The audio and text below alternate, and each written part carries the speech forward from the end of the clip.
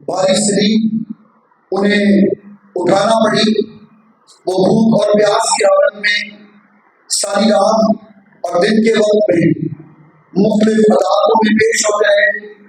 हम उन तमाम बातों को कुरान के कलाम में से तलावत के तौर पर सुनेंगे और इन्हें आपको तलावत करने के लिए हमारे सामने जो जिंदगी आएगी वो बेटी नबीला अशरफ, बेटी अना गनी, मुस्कान अशरफ, सुनील साहब, शाहरुख जॉन, समूह महबूब, अदन अशरफ, सबीन शफीक, रिंशा शफीक और युवराब कैसर होंगे। और इन हवालाजात की तलावत को पेश करने के लिए मेरी दरख्वास्त है कि वो तरतीब से सामने तशरीफ लाएं। उस वक्त यीशु उनके साथ गतसमनी पास एक जगह में आया और अपने शिष्यों से कहा, यहीं बैठे रहना जब तक मैं वहां जाकर दुआ करूं। और पतरस और जब्दी के दोनों बेटों को साथ लेकर गमगीन और बेकरार होने लगा। उस वक्त उसने उनसे कहा, मेरी जान नहायत गमगीन है, यहाँ तक के मरने की नौबत पहुंच गई है। तुम यहीं ठहरो और मेरे साथ जागते रहो। जरा आगे बढ़ा और मुंह के बल गिरकर यूं दुआ की, ऐ मेरे बाप, अगर हो सके तो ये प्याला मुझसे टल जाए, तो भी न जैसा मैं चाहता हूँ बल्कि जैसा तू चाहता है वैसा ही हो। फिर शागिर्दों के पास आकर उनको सोते पाया और पतरस से कहा, क्या तुम मेरे साथ एक घड़ी भी जाग न सके? जागो और दुआ करो ताकि आजमाइश में न पड़ो। रूह तो मुस्तैद है मगर जिस्म कमजोर। फिर दोबारा उसने जाकर यूं दुआ की, ऐ मेरे बाप, अगर ये मेरे पिए बगैर नहीं टल सकता तो तेरी मर्जी पूरी हो। और आकर इन्हें फिर सोते पाया, क्योंकि इनकी आंखों में नींद, इनकी आंखें नींद से भरी थी। और उनको छोड़कर फिर चला गया और फिर वही बात कहकर तीसरी बार दुआ की। तब शागिर्द पास आकर उनसे कहा, अब सोते रहो और आराम करो, देखो वक्त आ पहुंचा है और इब्ने आदम गुनहगारों के हवाले किया जाता है। उठो चले, देखो मेरे पकड़वाने वाले नजदीक आ पहुंचे हैं। आमीन।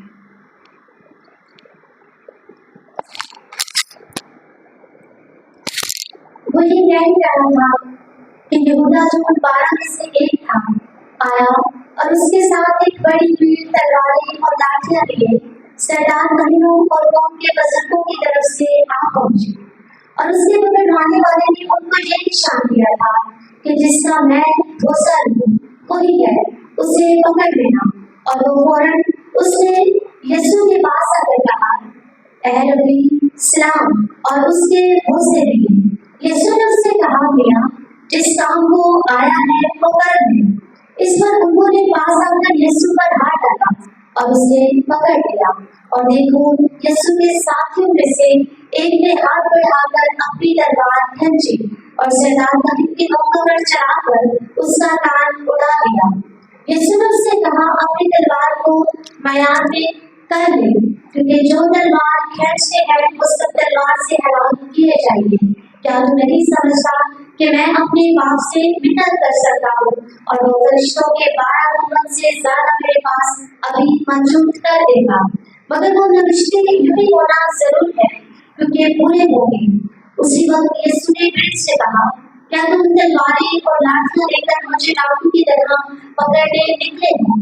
मैं हर रोज हैकल में बैठकर तारीफ देता था और तुमने मुझे नहीं पकड़ा। मगर ये सब कुछ इसलिए हुआ है कि नबियों के नविश्ते पूरे हो। इस पर सब शागिर्द उसे छोड़कर भाग गए। और यीशु के पकड़ने वाले उसको कायफा नाम से दाखिल के पास ले गए, जहाँ फकीर और बुजुर्ग जमा हो गए थे। और पतरस दूर उसके पीछे पीछे सरदार अली के दीवान खाना तक गया और अंदर जाकर प्यादों के साथ नतीजा देखने को बैठ गया। और सरदार अली और सब सदर अदालत वाले यीशु उसके खिलाफ झूठी गवाही ढूंढने लगे, मगर ना पाए। तो बहुत से झूठे गवाह आए लेकिन आखिरकार 2 माहों ने आकर कहा कि इसने कहा है मैं खुदा के मकदस को ढा सकता हूँ और 3 दिन में उसे बना सकता हूँ। और सरदार अली ने खड़े होकर उससे कहा तू जवाब नहीं देता कि तेरे खिलाफ क्या गवाही देती है। मगर यीशु खामोश ही रहा। सरदार अली ने उससे कहा मैं तुझे जिंदा खुदा की कसम देता हूँ कि अगर तू खुदा का बेटा मसीह है तो हमसे कह दे। यीशु ने उससे कहा तूने खुद कह दिया, बल्कि तुमसे कहता हूँ कि इसके बाद तुम अपने आदम को काले मुद्र की दाहिनी तरफ बैठे और आसमान के बादलों पर आते देखोगे। इस पर सरदार अली ने ये कहकर अपने कपड़े फाड़े कि उसने कुफर कहा है, अब हमको बहू की क्या हाजत है। देखो तुमने अपनी खबर सुना है, तुम्हारी क्या राय है। उन्होंने जवाब में कहा वो कत्ल के लायक है। इस पर उन्होंने उसके मुंह पर थूका और उसके मुंह के मारे और वहां से तमाचे मारकर कहा आए मसीह हमें नबूवत से बता कि तुझे किसने मारा।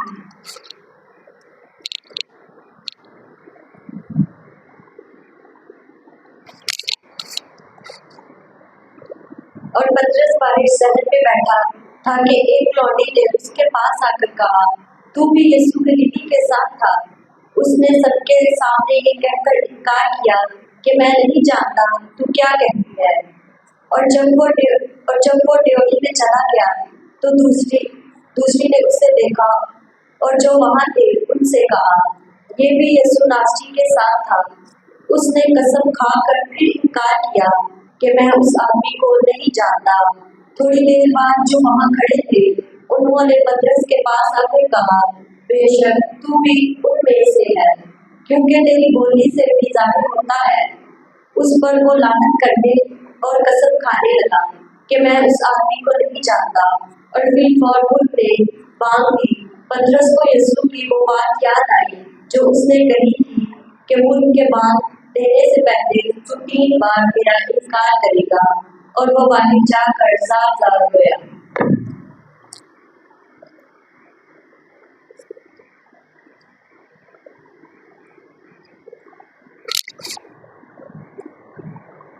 जब सुबह हुई तो सब सरदार आए और कौम के बुजुर्गों ने यीशु के खिलाफ मशवरा किया इसे मार डालें और इसे बांध कर ले गए और पिलातुस हाकिम के हवाले किया। जब उसके पकड़वाने वाले यहूदा ने ये देखा कि वो मुजरिम ठहराया गया तो पछताया और वो 30 रुपये सरदार कायम और बुजुर्गों के पास वापिस लाकर कहा मैंने गुनाह किया कि बेकसूर को कत्ल के लिए पकड़वाया। उन्होंने कहा हम क्या, तू जान।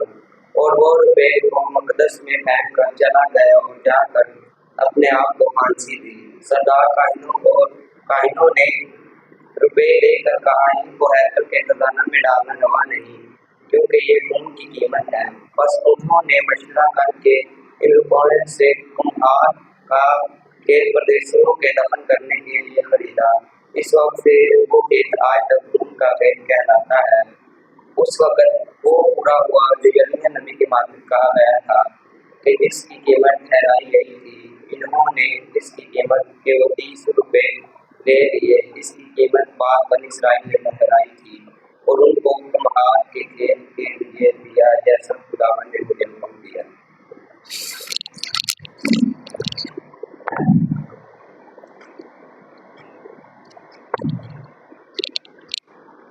यीशु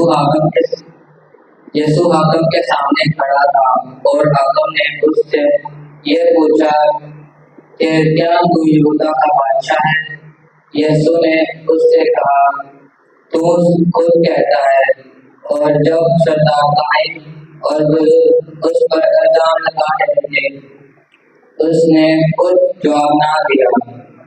इस पर पिलातुस ने उससे कहा क्या तू नहीं समझा ये तेरे खिलाफ कितनी गवाहियां देते हैं। इसने एक बात का भी उसको जवाब ना दिया, यहाँ तक कि हाकिम को बहुत ताज्जुब हुआ।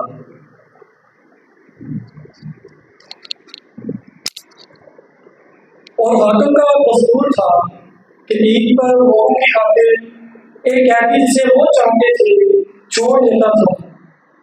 उस वक्त बराबर नाम उनका एक मशहूर कैदी था।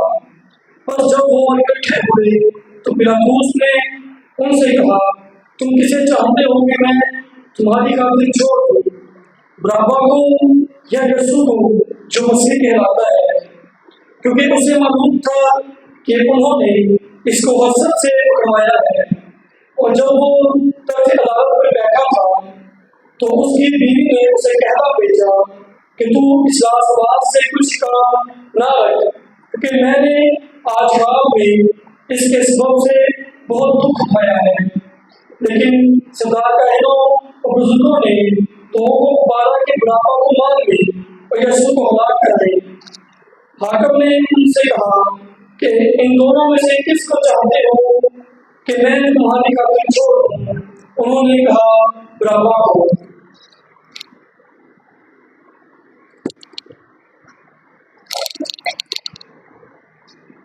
फिर यीशु जो मसीह कहलाता है क्या करूं?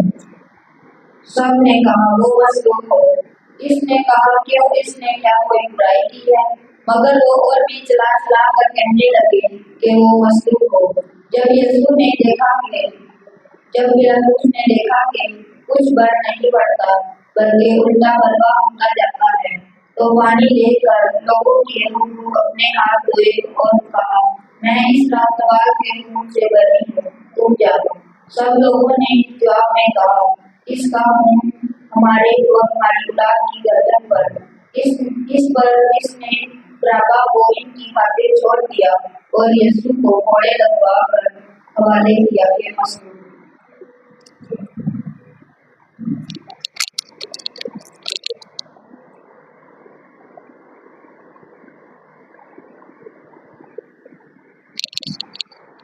इस पर हाकिम के सिपाहियों ने यीशु को किला में ले जाकर सारी पलटन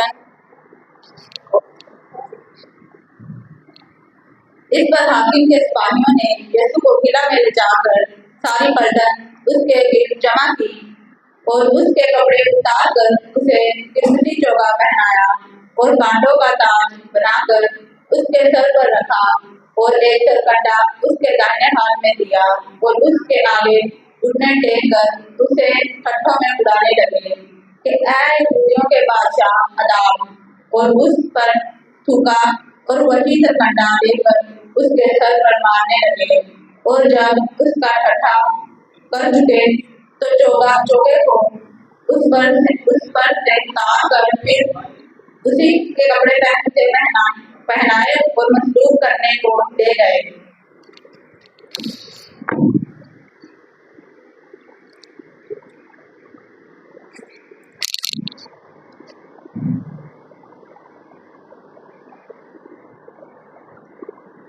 इसी तरह सरदार भी फकीरों और बुजुर्गों के साथ मिलकर ठंडे से कहते थे, इसने औरों को बचाया, अपने दाएं नहीं बचा सकता।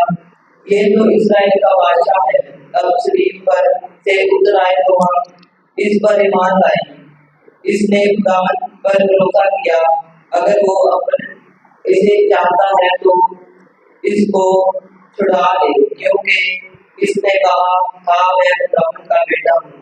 इसी तरह दाऊद भी जो इसके साथ मसलूक हुए थे इस पर दान करते थे।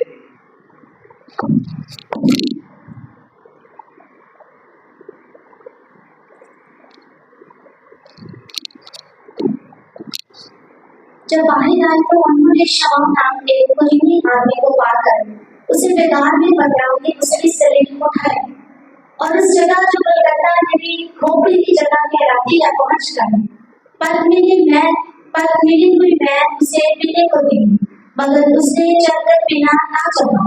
और उन्होंने उसे मसलूक किया और उसके कपड़े पूरा डालकर बांट दिए और वहां बैठकर उसकी निगरानी करने लगे और उसका इल्जाम देखकर उसके सर से ऊपर लगा दिया कि ये यहूदियों का बादशाह है, यीशु है।